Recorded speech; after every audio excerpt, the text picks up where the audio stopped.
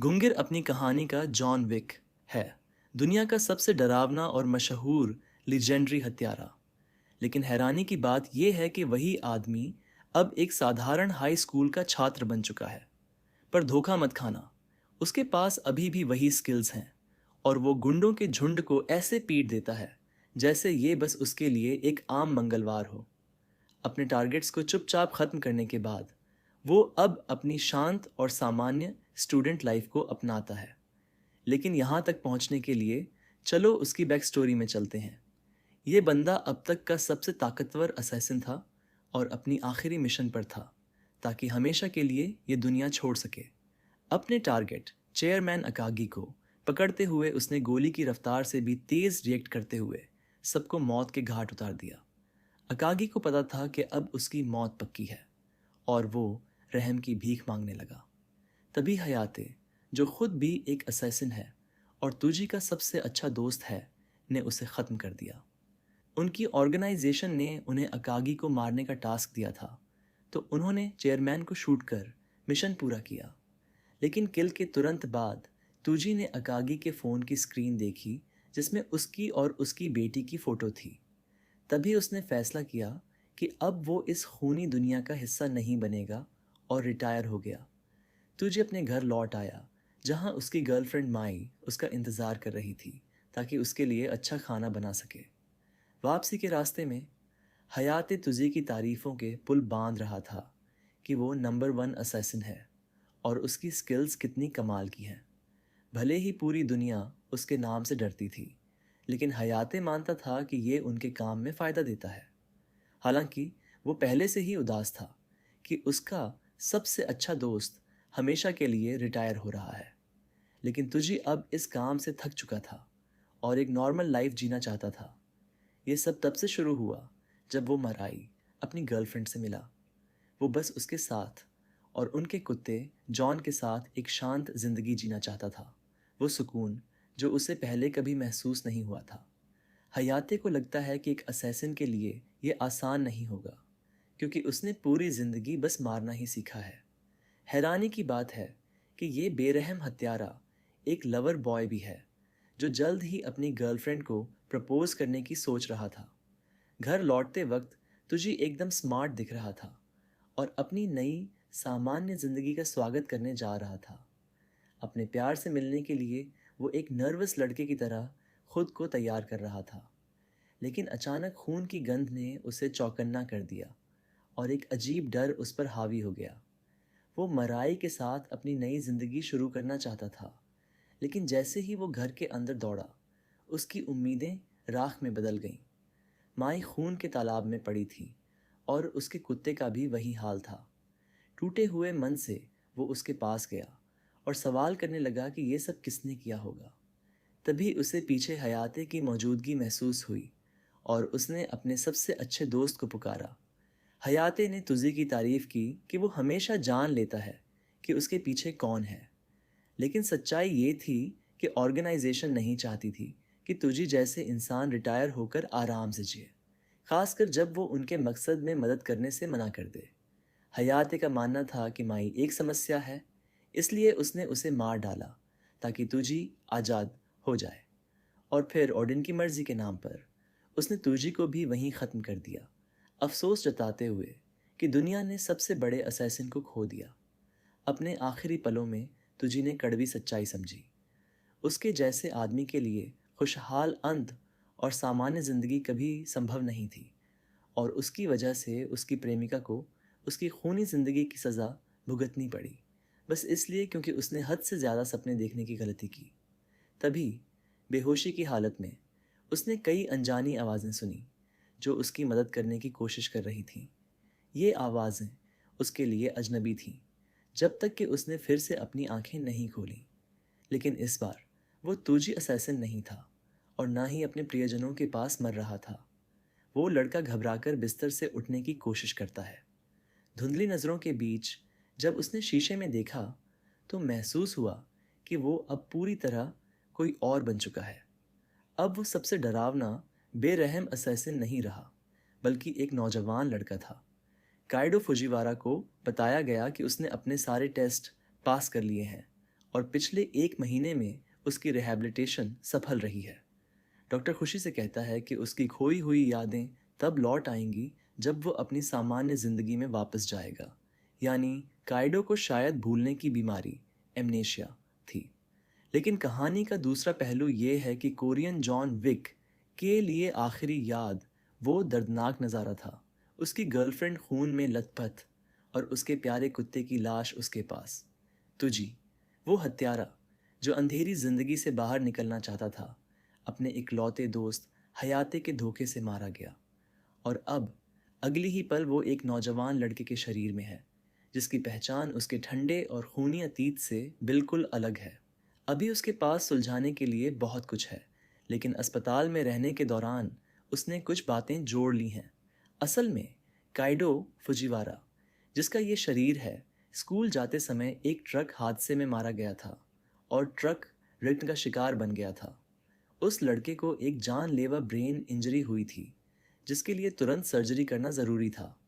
और 1 महीने की कोमा में रहने के बाद आखिरकार वह होश में आया। लेकिन इस बार ये काइडो नहीं था, बल्कि तुझी था, जो सच में सर्जरी की पूरी प्रक्रिया और उसके तरीके को लेकर जिज्ञासु था। दुर्भाग्य से उसे इस बात का कोई अंदाज़ा नहीं था कि उसकी मौत के तुरंत बाद क्या हुआ था। उसकी आखिरी याद बस इतनी थी कि किसी आवाज़ ने कहा था, तुझी का दिमाग बिल्कुल सही सलामत है। ये सब जोड़ते हुए उसे एहसास हुआ कि उसके साथ कोई कैजाकू स्टाइल लोबोटॉमी जैसी हरकत हुई है। उसकी मौत के बाद क्या क्या हुआ, ये सब साफ नहीं था, लेकिन अचानक उमड़ते भावनाओं ने उसे घेर लिया। वही बेरहम हत्यारा अब एक एक आंसू बहा रहा था, अपनी गर्लफ्रेंड और अपने उजले भविष्य के खोने का गम करते हुए। अगले सीन में काइडो को डिस्चार्ज कर उसके माता पिता के पास भेजा जाता है। क्योको, उसकी माँ, अपने बेटे को सही सलामत देखकर रो पड़ती है, जैसे कोई भी माँ रोती। उसके पिता टेरो फुजिवारा दिलचस्पी से एक मंगा आर्टिस्ट हैं और वे भी अपने बेटे की तेज़ रिकवरी का जश्न मनाते हैं। माँ को की एमनेशिया को लेकर परेशान है, जबकि पिता उसे आश्वासन देते हैं कि जैसे ही वो अपनी सामान्य जिंदगी में लौटेगा, सब कुछ ठीक हो जाएगा। उत्साहित होकर दोनों बेटे से उसकी राय पूछते हैं, लेकिन उनकी खुशी के उलट तुझी के दिल में सिर्फ डर था। उसे समझ आ चुका था कि अब उसकी नई पहचान काइडो से बंध चुकी है, और अगर कोई उसकी पुरानी जिंदगी से जुड़ा इंसान यहाँ आया तो हालात जल्द ही बिगड़ सकते हैं। लेकिन फिलहाल वो एक नकली मुस्कान के साथ अपने माता पिता को भरोसा दिलाता है कि वह बिल्कुल ठीक हो जाएगा। अंदर ही अंदर सबसे खतरनाक हत्यारे ने अभी के लिए घुल मिल जाने का फैसला कर लिया। सीन जल्दी से बदलता है। जैसे ही वे घर पहुंचते हैं, काइडो, अंदर से तुझी, सच में हैरान रह जाता है। ये बच्चा तो असल में ट्रस्ट फंड बेबी निकला, क्योंकि घर तो महल जैसा बड़ा है। पता चलता है कि उसका पिता कोई आम मंगा आर्टिस्ट नहीं, बल्कि एक सफल और नामी कलाकार है। भाई शायद सोलो लेवलिंग जैसा कुछ लिख चुका है। और हाँ, कमेंट्स में कूदने से पहले बता दूं, मुझे पता है कि वो एक मनहवा है। खैर, क्योको का ताल्लुक एक नामी डॉक्टर परिवार से है, तो ये भी कुछ कम बात नहीं है। क्योको उसे उसके कमरे में ले जाती है, और जैसे ही काइडो अंदर आता है, वो एक पल रुककर अपने आसपास का माहौल महसूस करता है। कमरा बेहद साफ सुथरा और व्यवस्थित था, बिल्कुल एक आम हाई स्कूल के लड़के जैसा। लड़के के माता पिता को याद करते हुए तुझे को याद आता है कि कैसे दोनों उसकी तबीयत को लेकर परेशान थे और अस्पताल में बार बार उसका हाल पूछने आते थे। इसका मतलब है कि काइडो अपने परिवार से सच में प्यार और अपनापन पाता है, कुछ वैसा ही जैसा उसकी गर्लफ्रेंड ने हमेशा उससे चाहा था। खुश रहना, ये वो खुशी थी जो तुझी अपनी असैसिन वाली जिंदगी में कभी महसूस नहीं कर सका। अब तुझी नहीं चाहता कि वो ऐसी जिंदगी जिए जिससे काइडो के माता पिता निराश हों। इसी दौरान उसकी नज़र एक दिलचस्प फोटो पर पड़ती है। इस बार सिर्फ काइडो के माता पिता नहीं, बल्कि एक और 3 लोगों का परिवार भी है। ये देखकर उसे समझ आता है कि उसे काइडो के बैकग्राउंड के बारे में जितना हो सके सीखना होगा। अगली सुबह एक नई मेहमान एंट्री मारती है। ये लड़की लंबी चौड़ी लिमोजिन में सिर्फ काइडो से मिलने आ जाती है, ये भूलते हुए कि उसे अस्पताल से निकले बस एक दिन हुआ है। लगता है कि वो उससे मिलने के लिए ज़िद्दी है, क्योंकि उनका रिश्ता काफ़ी पुराना है। दरवाज़ा खोलते ही उसके पिता के सामने चमकती दमकती युजुआ खड़ी होती है, जो मुस्कुराते हुए पूछती है कि काइडो कैसे है। तभी काइडो झांक कर देखता है, ये वही लड़की है जो फोटो में थी। बिना एक पल गंवाए युजुआ उसे कसकर गले लगाती है और उसकी सेहत को लेकर चिंता जताती है। क्योको को उन्हें ऐसे दोस्ताना अंदाज में देखकर अच्छा लगता है। वहीं हमारा असैसिन चुपचाप सबके हाव भाव पढ़ रहा है और समझ जाता है कि युजुआ उसकी बचपन की दोस्त है। युजुआ खुश होकर उसे स्कूल के लिए राइड ऑफर करती है, लेकिन काइडो मना कर देता है। ये जानकर कि युजुआ का परिवार उससे भी ज्यादा अमीर है, टेरो बीच में कुछ कहने की कोशिश करता है, लेकिन युजुआ उसे सीधा कार में धकेल देती है और वादा करती है कि वो उसका ध्यान रखेगी। जाते जाते वो कहती है कि काइडो की रिकवरी के जश्न में एक पार्टी होगी। माता पिता हैरान रह जाते हैं और अपने काम पर लौट जाते हैं, जबकि ये दोनों स्कूल के लिए निकलते हैं। स्कूल में कुछ ऐसे गुंडे जो देखने में ही सड़क पर पलने वाले लगते हैं, अपनी चाल चलने वाले होते हैं। उनके लीडर तेत्सु का इरादा युजुआ से उलझने का है, भले ही उसके दोस्त डर रहे हैं कि कहीं अमीर खानदान की बेटी को नुकसान पहुंचाने के चक्कर में बड़ी मुसीबत ना मोल ले लें। तेत्सु उन्हें घूरते हुए याद दिलाता है कि बेवजह डरने की कोई ज़रूरत नहीं। उनका कहना है कि वे पहले ही किसी खास शख्स से पैसे ले चुके हैं और अब उनके पास ये काम करने के अलावा कोई रास्ता नहीं है। और यही है इन लोगों का असली खेल। जब ये लोग अपनी घटिया प्लानिंग पर चर्चा कर रहे होते हैं, तभी युजुआ की महंगी एस्कॉर्ट कार आ जाती है। लेकिन इस बार वो चौंक जाते हैं जब उसके साथ एक लड़का भी नजर आता है। उसके गुंडे बताते हैं कि ये बस एक आम लड़का है, उसका बचपन का दोस्त जो हाल ही में एक एक्सीडेंट का शिकार हुआ था। ये सुनकर तेत्सु के चेहरे पर एक अजीब मुस्कान आती है और वो पास आने लगता है। अगले सीन में युजुआ और काइडो अपने अपने क्लास की तरफ बढ़ जाते हैं। तुजी, अंदर का असैसिन, एक पल रुककर युजुआ की पर्सनैलिटी को आंकता है। उसे लगता है कि वो एक दयालु दोस्त है जो उसके लिए बड़ी बहन की तरह खड़ी रहती है। नए क्लासरूम में दाखिल होते हुए काइडो पहली बार एक सामान्य स्कूल लाइफ की झलक देखता है, क्योंकि उसने पहले कभी ढंग से स्कूल अटेंड नहीं किया था। अनजान लड़का अपनी सीट के बारे में पूछता है और एक क्लासमेट खुशी से उसका स्वागत करता है। लेकिन जैसे ही वो लड़का देखता है कि उसके पीछे लंबा चौड़ा तेत्सु खड़ा है, उसके चेहरे की मुस्कान डर में बदल जाती है। तेत्सु उसे धमकाते हुए कहता है कि इस क्लास में उसके लिए कोई जगह नहीं है और उसे उनके साथ चलना होगा।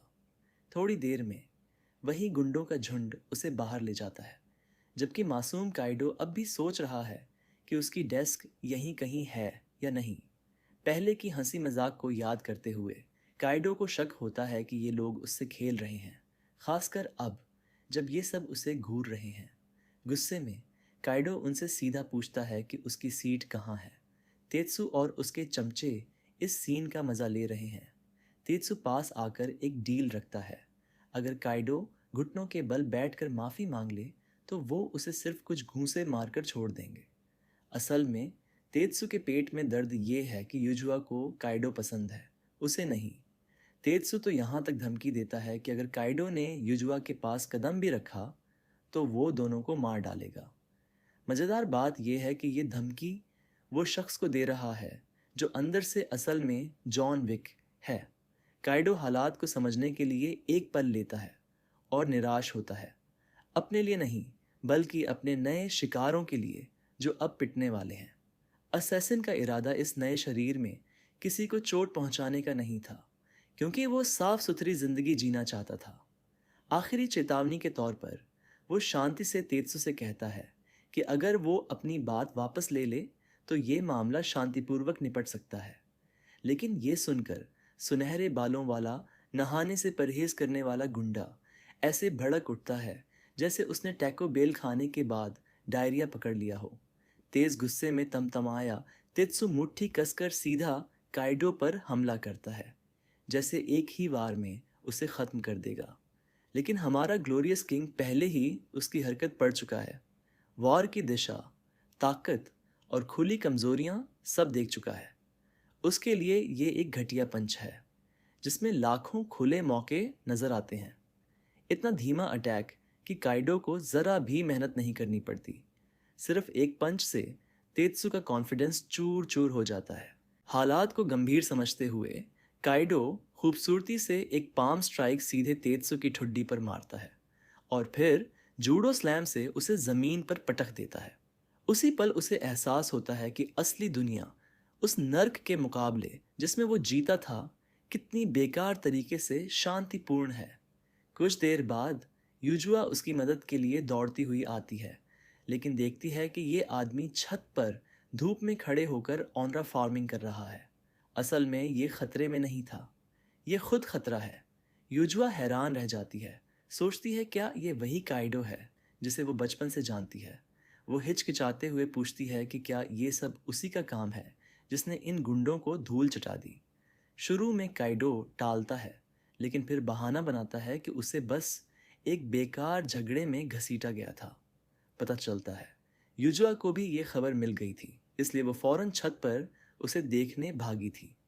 वो मानना चाहती है कि मासूम दिखने वाला काइडो इतनी बुरी तरह से किसी को नहीं पीट सकता, लेकिन तभी उसकी नज़र काइडो की कॉलर पर पड़े खून के धब्बे पर जाती है।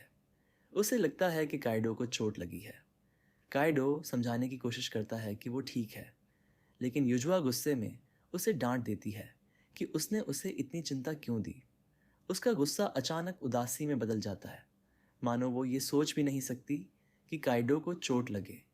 तुजी, अंदर का असैसिन, सोचता है कि उसे क्या हुआ, लेकिन फिर भी माफ़ी मांग लेता है। दोनों क्लास में लौटने का फैसला करते हैं, लेकिन जाते जाते काइडो को पीछे से पिटे हुए सुनहरे बालों वाले गुंडे की बड़बड़ाहट सुनाई देती है। वो बदला लेने की प्लानिंग कर रहा है।